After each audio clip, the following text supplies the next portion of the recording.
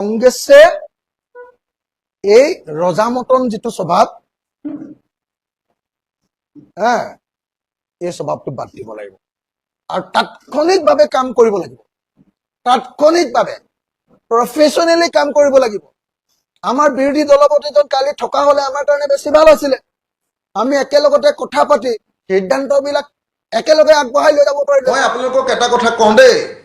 যদি ট্ৰেডিশনেল ধৰণে কংগ্ৰেছে যেনেকে ইলেকশ্যন খেলে এই ধৰণে ইলেকশ্যন খেলিলে অহা 100 বছৰলৈও বিজেপি খৰুৱাব নোৱাৰে যদি বিজেপি খৰুৱাবলৈ কয় আমি আনকনভেনচনেল আমি নতুনত্ব থকা আৰু বিজেপিয়ে যিবিলাক ষ্ট্ৰেটেজি লৈ জিকে তাৰ এণ্টি ষ্ট্ৰেটেজি লৈ আমি যুঁজিবলৈ যদি আগবাঢ়ি নাযাওঁ তেতিয়াহ'লে বিজেপিক পৰাভূত কৰাটো ইমান সহজ কথা হ'লে কিছুমানে বেয়া পাই যায় হে হিমন্ত বিশ্ব শৰ্মাই বুকাত লেটি পেটি হৈ তাৰ বুকাত লেটি পেটি চিঞৰ বাখৰ গণ্ডগোল কৰি নাচি বাগি খেতিটো কৰিবলৈ যায় আৰু আমাৰ গৌৰৱ গগৈহঁতে পুৰা পাক্কা স্থিতি পথাৰত ননমাকে ইলেকশ্যনটো খেলিবলৈ যায় মানে পথাৰত ৰুবলৈ যায় আপোনালোকে চাবচোন আমাৰ লিডাৰবিলাকৰ মানুহৰ লগত হেণ্ডশেক কৰাৰ নিয়মটো আপোনালোকে চাব আৰু হিমন্ত বিশ্ব শৰ্মাই বাঁহ এডালৰ পৰা জাপ মাৰি গৈ মানুহক সাৱটি ধৰাৰ দৃশ্যটো চাব আপোনালোকে কেনেকৈ জিকিব এনেকৈ জিকিব নেকি ইলেকশ্যন আজি লুৰিনে যদি সঁচাকৈ ইলেকশ্যনত জিকিবলৈ হয় তাৰ গাটো ভাঙি পেলাব লাগিব এনেকৈ থিয় হৈ থাকিলে নহ'ব একদম বেকা হৈ যাব লাগিব মানুহক সাৱটি ধৰিব লাগিব বুকাত জাপ মাৰি দিব পাৰিব লাগিব মানুহৰ লগত হাঁহি মাতি একদম হেৰি হৈ যাব লাগিব মিলি যাব লাগিব তেতিয়াহে ইলেকশ্যনত জিকিব ইফালে পইচাও খৰচ কৰিব নোৱাৰিব বিজেপিৰ সমান ইমান ধৰণৰ আপোনাৰ মেকানিজমো নাথাকিব বিজেপিৰ সমান ইমান কষ্টও কৰিব নোৱাৰিব আৰু বিজেপিৰ সমান আকৌ মানুহৰ লগত মিলিবলৈও নাযাব তেতিয়াহ'লে ইলেকশ্যনত কেনেকৈ জিকিব আপুনি কওক সলনি হৈছে গৌৰৱ গগৈ সাহাবী স্বভাৱ পৰিত্যাগ কৰি সাধাৰণ ব্যক্তিৰ দৰে গাঁৱে ভূঞে ঘূৰিছে প্ৰদেশ কংগ্ৰেছৰ সভাপতিগৰাকী ২৬ৰ নিৰ্বাচনত দলৰ শোচনীয় পৰাজয়ৰ পাছত এটিটিউড সলনি কৰিবলৈ বাধ্য হৈ পৰিল গৌৰৱ গগৈ ২৪ৰ লোকসভা নিৰ্বাচনত বিজেপিৰ চুনামি থকাৰ পাছতো কিছু নেতাৰ অহংকাৰ আৰু ময়বৰ স্বভাৱৰ বাবেই বিজেপিক নচ্চাত কৰি যোৰহাট সংসদীয় সমষ্টিত সংগঠন মজবুত নথকাৰ পাছতো গৌৰৱ গগৈক জয়ী কৰি পঠিয়াইছিল উজনিৰ ভোটাৰে কিন্তু যোৰহাটৰ সাংসদ হিচাপে নিৰ্বাচিত হোৱাৰ পাছত সংসদীয় সমষ্টিটোত ছাঁটোও দেখিবলৈ নোপোৱা হ'ল গৌৰৱ গগৈৰ কামৰ কথাটো বাদেই সংসদীয় সমষ্টিটোত কাৰোবাৰ বিপদ আপদ হ'লেও মাত এষাৰ দিবলৈ সময় নোহোৱা হৈ গৈছিল গৌৰৱ গগৈৰ তাৰ পাছতেই সমষ্টিৰ চুকে কোণে আৰম্ভ হ'ল বু বাবা সাহাবী গুণ লৈছে প্ৰদেশ কংগ্ৰেছৰ সভাপতি গৌৰৱ গগৈয়ে আনকি নিজকে ভাবি লৈছিল ভাবি মুখ্যমন্ত্ৰী বুলিও পিছে তাৰ পৰিণাম যোৰহাটবাসীয়ে ভালকৈ দিলে সদ্য সমাপ্ত বিধানসভা নিৰ্বাচনত 1 লাখৰো অধিক ভোটত লোকসভা নিৰ্বাচনত জয়ী হোৱা গৌৰৱ গগৈ ২০,০০০ৰো অধিক ভোটত পৰাস্ত হ'ল যোৰহাট বিধানসভা সমষ্টিত নিজকে ভাবি মুখ্যমন্ত্ৰী বুলি গপত গঙাটোপ হৈ থকা গৌৰৱ গগৈক ভালকৈ এশিকনি দিলে যোৰহাটৰ ৰাইজে অন্যহাতে লোকসভা নিৰ্বাচনত বিজেপিৰ তুমুল ঢৌ থকাৰ মাজতো যোৰহাটত গৌৰৱ গগৈক জয়ী কৰি পঠিওৱা সেই একেখিনি ভোটাৰে বিধানসভা নিৰ্বাচনত গৌৰৱ গগৈৰ স্বভাৱ চৰিত্ৰ আৰু বডি লেংগুৱেজৰ বাবেই যে ভোট প্ৰদান নকৰিলে সেই কথা দলৰ কৰ্মীয়ে ক'ব নোৱাৰিলেও খোল্লাকৈ কৈ দিছিল অখিল গগৈয়ে গৌৰৱ গগৈৰ মানে কি ক'ব ব্যুৰক্ৰেটিক চেন্স একদম মানে পলিটিচিয়ান যেন নহয় যেন আপোনালোকক মই কৈছো নহয় যে কংগ্ৰেছ হৰাৰ এটা প্ৰধান এইবাৰ নিৰ্বাচনত এটা হৰাৰ প্ৰধান কাৰণ হ'ল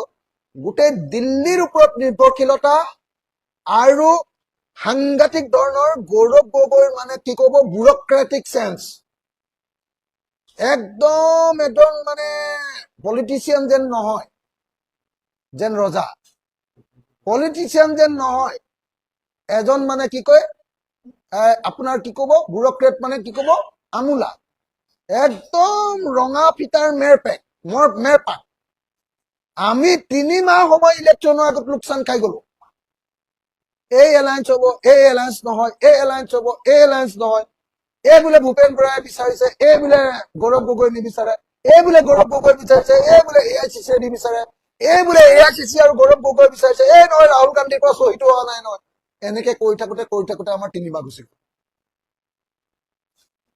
এনেকে কৰি থাকিলে কোনোবা এটা পাৰ্টিয়ে বিজেপিৰ নিচিনা প্ৰফেচনেল পাৰ্টি এটাক আচলতে চেলেঞ্জ কৰিব পাৰিব জানো সেইকাৰণে মই আপোনালোকক স্পষ্টকৈ আপোনালোকক জনাব খুজিছো স্পষ্টকৈ যে কংগ্ৰেছে এই ৰজামতন যিটো স্বভাৱ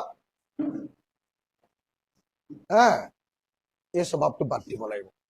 আৰু পিছে অখিল গগৈৰ কথা গৌৰৱ গগৈয়ে কিমান শুনে বা নুশুনে সেয়া তেওঁৰ নিজৰ কথা কিন্তু শেহতীয়া বিধানসভা নিৰ্বাচনত শোচনীয় পৰাজয়ৰ পাছত সুদীৰ্ঘ 2 বছৰৰ পাছত সমষ্টিৰ অলিয়ে গলিয়ে ঘূৰিবলৈ ইতিমধ্যেই আৰম্ভ কৰি দিছে প্ৰদেশ কংগ্ৰেছৰ সভাপতি গৌৰৱ গগৈয়ে ৰোগীৰ পৰা জ্যেষ্ঠ নাগৰিকলৈ বিপদত পৰি থকা ব্যক্তিজনৰ পৰা দলৰ তৃণমূল কৰ্মীলৈ সকলোৰে কাষলৈ গৈছে গৌৰৱ গগৈ উদ্দেশ্য গৌৰৱ গগৈৰ গাত লাগি থকা সেই চাহাবী টেগ কিবা কৰি আঁতৰ কৰোৱা দেওবাৰেও যোৰহাটত দলৰ বিপৰ্যয়ৰ বিশ্লেষণ কৰি গৌৰৱ গগৈয়ে কৈছে আজি কেনেদৰে আমি ৰাইজৰ মাজত আমি এই যোৱা নিৰ্বাচনৰ পৰা যি আমি এতিয়া ৰাইজৰ লগত কথাখিনি পাতি যি আমি গুৰুত্বপূৰ্ণ পৰামৰ্শ পাইছোঁ সেইখিনি তেওঁলোকে আজি মিটিঙৰ ভিতৰত প্ৰকাশ কৰিলে আৰু খুব কম সময়ৰ ভিতৰত মই ভাবোঁ কংগ্ৰেছ দল অসমৰ জনসাধাৰণৰ পৰা যি আমি পৰামৰ্শ লাভ কৰিছোঁ সেই পৰামৰ্শ লৈ এটা নতুন ধাৰণা লৈ আমি ৰাইজৰ মাজত সোমাই অসমৰ ভৱিষ্যতলৈ অসমৰ হৈ মাত মাতিবলৈ সক্ষম হ'ম সঁচাই সময়ে সকলোকে বুজাই দিয়ে নিজক সলনি কৰিবলৈ বাধ্য কৰি পেলায় অৱশ্যে এটা কথা প্ৰদেশ কংগ্ৰেছৰ সভাপতি গৌৰৱ গগৈয়ে এতিয়া যিমান কষ্ট কৰিছে তাতকৈ বৰ্তমান সময়ত আৰু বেছি কষ্ট কৰি আহিছে ৰাজ্যৰ মুখ্যমন্ত্ৰী হিমন্ত বিশ্ব শৰ্মাই গতিকে এনে পৰ্যায়ত এতিয়াও হিমন্ত বিশ্ব শৰ্মাক প্ৰত্যাহ্বান জনাব পৰাকৈ অনাগত সময়ত কংগ্ৰেছৰ সভাপতিগৰাকীয়ে কিমান শক্তি সঞ্চয় কৰে লগতে সমষ্টিবাসীৰ আস্থা জয় কৰিব পাৰে সেয়া সময়হে ক'ব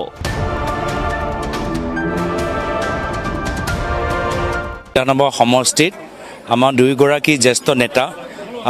প্ৰাক্তন বিধায়ক গণ বুঢ়াগোহাঁই ডাঙৰীয়া আৰু আমাৰ প্ৰাক্তন বিধায়ক ৰাজু চাহু ডাঙৰীয়া আজি তেখেতে আহি আজি তেওঁলোকে যোৰহাটৰ আমাৰ দলৰ সতীৰ্থসকলৰ লগত কথাখিনি পাইছে আজি ইয়াত মই প্ৰদেশ কংগ্ৰেছৰ সভাপতি হিচাপে নহয় ময়ো যোৱা বিধানসভা নিৰ্বাচনৰ এগৰাকী প্ৰাৰ্থী হিচাপে আজি ইয়াত উপস্থিত হৈছোঁ আৰু আমাক যথেষ্ট সময় আমাৰ ছিনিয়ৰ অবজাৰ্ভাৰ প্ৰায় 5 ঘণ্টা ধৰি তেওঁলোকে সকলোৰ কথাবোৰ শুনিলে আৰু মই ভাল পাইছোঁ যে আমাৰ দলৰ সতীৰ্থসকল আজি কেনেদৰে আমি ৰাইজৰ মাজত আমি এই যোৱা নিৰ্বাচনৰ পৰা যি আমি এতিয়া ৰাইজৰ লগত কথাখিনি পাতি যি আমি গুৰুত্বপূৰ্ণ পৰামৰ্শ পাইছোঁ সেইখিনি তেওঁলোকে আজি মিটিঙৰ ভিতৰত প্ৰকাশ কৰিলে আৰু খুব কম সময়ৰ ভিতৰত মই ভাবোঁ কংগ্ৰেছ দল অসমৰ জনসাধাৰণৰ পৰা যি আমি পৰামৰ্শ লাভ কৰিছোঁ সেই পৰামৰ্শ লৈ এটা নতুন ধাৰণা লৈ আমি ৰাইজৰ মাজত সোমাই অসমৰ ভৱিষ্যতলৈ অসমৰ হৈ মাত মাতিবলৈ সক্ষম হ'ম হয় যোৱা কেইটা মাহত মই প্ৰদেশ কংগ্ৰেছৰ সভাপতিৰ দায়িত্ব হিচাপে যিহেতু বিধানসভা নিৰ্বাচন সেই সময়ত চলি আছিল বহুত ঠাইত বিভিন্ন জিলাত যাবলগীয়া হ'ল যাৰ ফলত মই নিজৰ লোকসভা সমষ্টিত বহুত অঞ্চলত মই আগতে গৈছিলোঁ যোৱা কেইটা মাহত নিৰ্বাচনৰ কাৰণে সমগ্ৰ অসমৰ বিভিন্ন জিলাত যাবলৈ থকা বাবে মই সেই অঞ্চলবোৰত যাব পৰা নাছিলোঁ এতিয়া নিৰ্বাচন যিহেতু শেষ আৰু আমি সকলোৱে নিজৰ নিজৰ ঠাইত কামখিনি কৰি আছোঁ ময়ো নিজৰ লোকসভা সমষ্টিত যিবোৰ অঞ্চলত মই যোৱা ইচ্ছা প্ৰকাশ কৰিছিলোঁ তাত যাবলৈ এটা সুযোগ লাভ কৰিছোঁ এটা কথা কৈছিল যে যোৰহাট লোকসভা সমষ্টি যেতিয়া আপুনি বিপুল ভোটত জয়ী হৈছিল তাৰ পাছত ৰাইজে বিচাৰিছিল যে যোৰহাট সমষ্টিৰ সাংসদ হিচাপে আপুনি ৰাইজৰ কাষত থাকক আপুনি ৰাইজক অলপ সময় দিয়ক এতিয়া সেই ৰাইজে যিটো বিচাৰিছিল আপুনি অলপ সলনি হোৱাটো সেইটো নিশ্চয় আমি দেখিবলৈ পাইছোঁ বা ৰাইজেও আদৰি লৈছে না আমি সদায় কৈছোঁ কংগ্ৰেছ দল মোক মনত পৰে মোৰ প্ৰয়াত পিতৃ তৰুণ গগৈদেৱে এইখিনি কথা কৈছিল যে কংগ্ৰেছ দলৰ শক্তি ৰাইজৰ পৰা কংগ্ৰেছ দলৰ আমি ৰাইজৰ মাজত নাথাকিলে আমি শক্তি বৃদ্ধি কৰিব নোৱাৰোঁ আৰু আমি কথাবোৰ বুজিব নোৱাৰোঁ আমি সদায় ৰাইজৰ কথাবোৰ শুনিব লাগে ৰাইজৰ ফালে চাব লাগে তো আৰু এইখিনিও যে আমি কৰি আছোঁ বৰ্তমানৰ সময়ত আমাৰ তৃণমূল কৰ্মীখিনিৰ যোগেদি ৰাইজৰ কি মতামত ৰাইজৰ কি পৰামৰ্শ সেইখিনি আমি জানিবলৈ বিচাৰিছোঁ তো মাত্ৰ যোৰহাট লোকসভা সমষ্টিত নহয় সমগ্ৰ অসমত আৰু বিশেষকৈ আমাৰ বিভিন্ন আমাৰ জনজাতি অঞ্চলতে হওক, অনুচিত জাতি অঞ্চলতে হওক বা আমাৰ নৱপ্ৰজন্মৰ মাজতে হওক, কলেজৰ যোৱা ছাত্ৰ ছাত্ৰীসকলৰ মাজতে হওক, আমাৰ বাগান অঞ্চলতে হওক, আমি কেনেদৰে আমাৰ ৰাইজৰ পৰা পৰামৰ্শ লৈ কংগ্ৰেছ আৰু সবল হওক, সুস্থ হওক আৰু উচিত পৰামৰ্শ লওক, আমি সকলোৱে চেষ্টা কৰিম। আৰু ময়ো এজন দলৰ প্ৰতিনিধি হিচাপে মোৰ ব্যক্তিগত সমষ্টিত সেইখিনি চেষ্টা থাকিব। নিশ্চয় আমি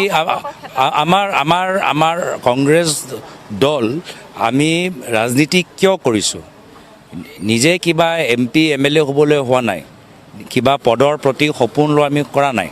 আমি ৰাজনীতি কৰিছোঁ অসমখন সবল হ'বলৈ, সুস্থ হ'বলৈ, আজিৰ তাৰিখৰ যি জ্বলন্ত সমস্যা, আমি তাৰ সমস্যাবোৰ সমাধান কৰিবলৈ, নতুন চিন্তা আনিবলৈ,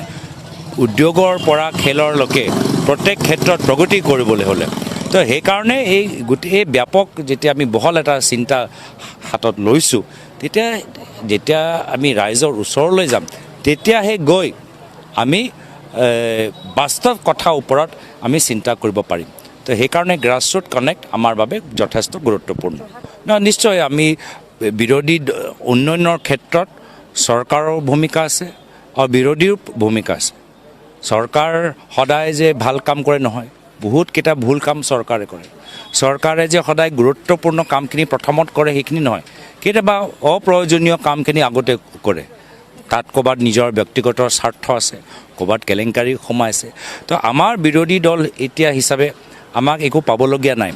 আমাৰ ক্ষমতা পাবলগীয়া নাই বা তেনেকুৱা একো পদ পাবলগীয়া নাই। আমি মাত্ৰ যদি পাবলগীয়া আছে সেয়া হ'ল ৰাইজৰ বিশ্বাস। আৰু ৰাইজৰ বিশ্বাস তেতিয়াহে আমি লাভ কৰিব পাৰিম যেতিয়া আমি ৰাইজৰ হৈ মাত মাতি যামগৈ। আৰু ৰাইজে কি বিচাৰে যে আজি যোৰহাটৰ নলাবোৰ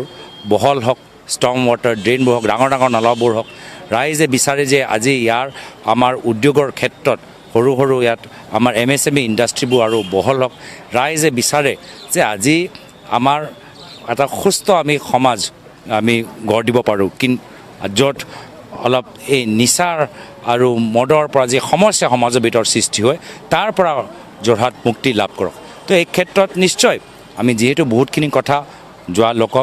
আৰু বিধানসভা নিৰ্বাচনত গম পালোঁ, সেইখিনি বিষয় লৈ আমি বিৰোধী দল হিচাপে মাত মাতি যামগৈ। গৌৰৱ গগৈ মানে হেৰিবিলাক চাই আছোঁ, ভিডিঅ' চাইছোঁ, দেখিছোঁ। আৰু দেখিছোঁ যে গৌৰৱ গগৈ অকণমান বডি লেংগুৱেজটো চেঞ্জ হৈছে। গৌৰৱ গগৈ অকণমান মানুহৰ লগত মিলিবলৈ চেষ্টা কৰিছে। গৌৰৱ গগৈ অলপ মানুহক সাৱটি ধৰিবলৈ লৈছে। আৰু গৌৰৱ গগৈ অকণমান বহি লৈ মানুহৰ লগত কথা পাতিবলৈ লৈছে। এইটো ভাল লক্ষণ হৈছে। বহুতে মোক বেয়া পাইছিলে যে মই গৌৰৱ গগৈক সমালোচনা কৰিছোঁ, কিন্তু মই জানো যে যদি সেই সঁচাকৈ বিজেপিক হৰুৱাব লাগে, আমি অপজিশ্যনৰ মানুহবিলাকে আমি অহংকাৰৰ চূড়ান্ত শিখৰত বহি থাকিলে নহ'ব। আৰু গৌৰৱ গগৈক বেলেগেতো কোনেও সমালোচনা কৰিব নোৱাৰে। সমালোচনা যদি কৰিব পাৰোঁ ময়ে কৰিব পাৰোঁ। আৰু বাকীবিলাকেতো কংগ্ৰেছৰ মানুহে কৰিলেতো তেওঁ পাখিয়ে কাটি দিব। আৰু মইতো সমালোচনা কৰিলেতো মোকতো একোৱেই কৰিব নোৱাৰে। আৰু মোকতো জানেই আৰু মানুহে এইটোৱে যি মন যায় তাকে কৈ দিব বুলি। গতিকে মই কৈ দিওঁ। কথাবোৰ কিছুমানে বেয়া পাইছিলে, এতিয়া গৌৰৱ গগৈ নিজে কিন্তু বুজি পাইছে যে কথাটো হয়। আৰু সেইকাৰণে গৌৰৱ গগৈয়ে আমাৰ গালিয়ে কওক, আমাৰ সমালোচনাই কওক, আমাৰ কথাই কওক, আমাৰ কথা শুনি যে এনেকৈ মানুহৰ লগত মিলিবলৈ লৈছে, এইটোৱে তেওঁৰে ভৱিষ্যত ভাল কৰিব। মই গতিকে তেওঁক শুভেচ্ছা জ্ঞাপন কৰিছোঁ। এতিয়ালৈকে সেইবিলাক কথা মই একো নকওঁ। চৰ্চাবিলাক চলি আছে, চলি থাকিব। সকলোৰে নিজৰ নিজৰ এটা বিবেচনা শক্তি আছে, সকলোৰে নিজৰ নিজৰ এটা ৰাজনৈতিক স্থিতি আছে। সকলোবিলাক কথা বাৰ্তা চলি থাকিব। আৰু সময়ত আপোনালোকে সকলোৱে দেখিবলৈ পাব। তো আপোনালোকে সকলোৱে সময়ত দেখিবলৈ পাব দেই। Thank you. মই এইকেইদিন গৌৰৱ গগৈ মানে হেৰিবিলাক চাই আছোঁ, ভিডিঅ' চাই